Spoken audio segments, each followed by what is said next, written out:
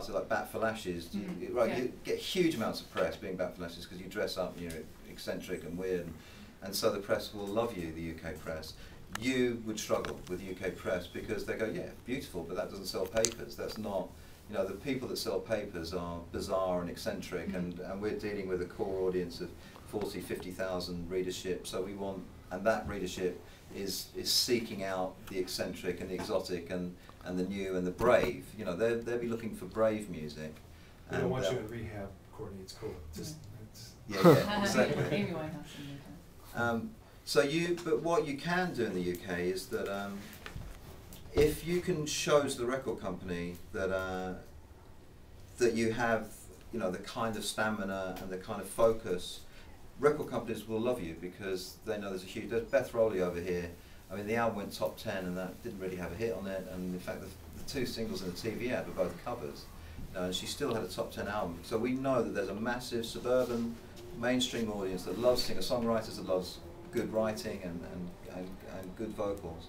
But your aim would be to get into a major label as quickly as you possibly could in the UK. And so you'd probably want to think about staying in the US, where you can do a club circuit, a coffee bar circuit, and develop that with press support. Whereas here, you'd actually probably have the press against you a bit. They'd be going, you know, dress up weird and dance up and down, and then maybe we'll look at you. But unbelievable. To come out and do a beautiful set with the great songs and a beautiful voice again. You know, I think that's so fascinating, because one of the reasons why I want all these people to come over here is to really see the difference. Like that LA isn't the center of the universe, and that's such interesting advice. I mean, completely blows me away. Isn't it interesting? Yeah. Fascinating. Huh? Question. Is that how most of you know, music followers in this country kind of approach pop music too? They say it the same as the press, or is that just the press's?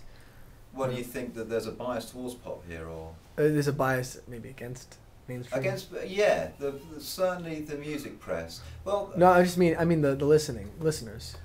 Right. Well, funnily enough, things have. I guess the map's changing constantly, and it's changed dramatically over the last 5 years. Whereas music was certainly when I was a teenager and right through the 80s, music was very tribal. You know, it was almost like football teams. You had certain kinds of music that you liked, and you were that kind of person, and you didn't listen to anything else. That's just gone now. And the reason that's gone is because people aren't buying albums in the same way, especially young kids aren't buying albums They at all. just have the internet. They just have songs. So when it's song driven, all of a sudden everything just merges into it's a good song or it's a bad song. And so it's gone back to what it was in the 60s, when it's a very, very song driven business now. And albums sort of came out of bands like the Beatles, when all of a sudden and no one at first understood it. Why are you doing a whole album? You know, it's not a greatest hit, so why are you doing that? So the whole album thing was a relatively new invention from the mid-60s on.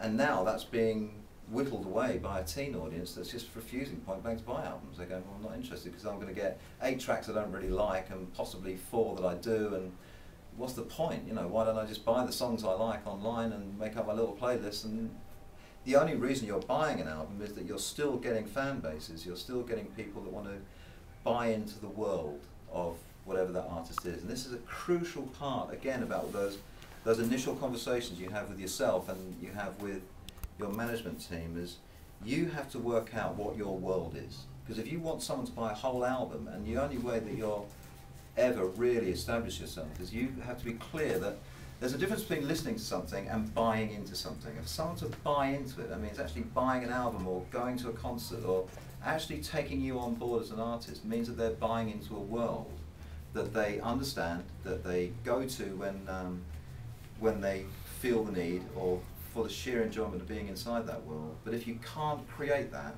you'll never be enough. Madonna creates a world every time she comes out. Yeah. Any Led Zeppelin created a world. You know, great acts create worlds that people buy into. It's an idea. Part of that is they are you for that